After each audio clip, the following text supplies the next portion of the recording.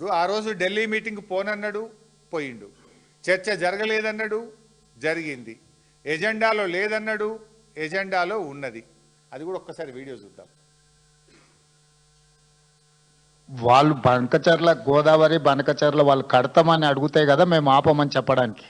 ఎజెండాలో వాళ్ళు కడతామన్న ప్రతిపాదననే చర్చకు రానప్పుడు ఆపమనే చర్చనే రాదు.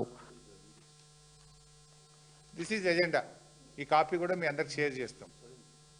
ఎజెండాలో agenda point submitted by Andhra Pradesh number 1 Godavari Banakacherla link project. ఇంత స్పష్టంగా ఎజెండాలో ఫస్ట్ పాయింటే గోదావరి బనకచెర్ల.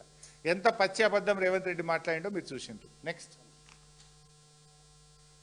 మరి మెయిన్గా ఏదైతే ఆంధ్రప్రదేశ్ రాష్ట్రం నుంచి పోలవరం బనకచెర్ల ప్రాజెక్టు అంశం మీద ఏదైతే ఆంధ్రప్రదేశ్ ఇచ్చినటువంటి అంశం మీద, అదేవిధంగా తెలంగాణ రాష్ట్రం కృష్ణా గోదావరికి సంబంధించినటువంటి ఏవైతే రేజ్ చేసిన ఇష్యూస్ ఏవైతే ఉన్నాయో ఇవి రెండు కూడా టెక్నికల్ ఇష్యూస్ అన్నీ కూడా ఇన్వాల్వ్ అయి ఉన్నాయి. కాబట్టి ఈ టెక్నికల్ ఇష్యూస్ని ముందుగా ఒక పరిష్కారం చూపేటటువంటి విధంగా ఒక కమిటీని నిర్ణయం తీసుకోవాలని, ఏదైతే ఈ యొక్క కృష్ణా గోదావరి ఇష్యూస్ అదేవిధంగా పోలవరం బనకచెర్లకు సంబంధించినటువంటి ఈ యొక్క 2 సబ్జెక్టుల మీద కూడా మరి ఇటు టెక్నికల్ అదేవిధంగా అడ్మినిస్ట్రేటివ్ ఆఫీసర్స్తో కలిపి, ఎందుకంటే ఈ కమిటీ ద్వారా ఒక బేసిక్ మెకానిజం ఏదైతే మరి బిల్డప్ చేసుకుని ఒక రోడ్ మ్యాప్ని ముందుకు తీసుకెళ్లేటువంటి విధంగా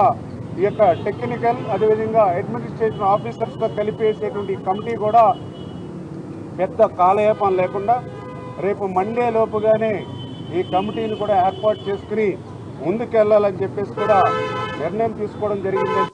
థ్యాంక్ యూ. ఉత్తమ్ ఉందా కమిటీ వేయమని చెప్పిన వీడియో రెడీ పెట్టుకున్నారా? ఉందా? ఉంటే రెడీ పెట్టుకో. సో ఆయన ఎంత స్పష్టంగా చెప్పిండు నిమ్మల రామానాయుడు గారు, గోదావరి బనకచెర్ల ప్రాజెక్టు మీద కొన్ని టెక్నికల్ ఇష్యూస్ ఉన్నాయి, ఆ టెక్నికల్ ఇష్యూస్ను పరిష్కారం చేయడానికి మేము కమిటీ వేస్తాము అన్నాడు. రేవంత్ రెడ్డి ఏమన్నాడు? ఎజెండాలో లేదు, చర్చ జరగలేదు, అసలు వాళ్ళు అడగనే లేదు బనకచెర్ల గురించి అని రేవంత్ రెడ్డి అన్నాడు.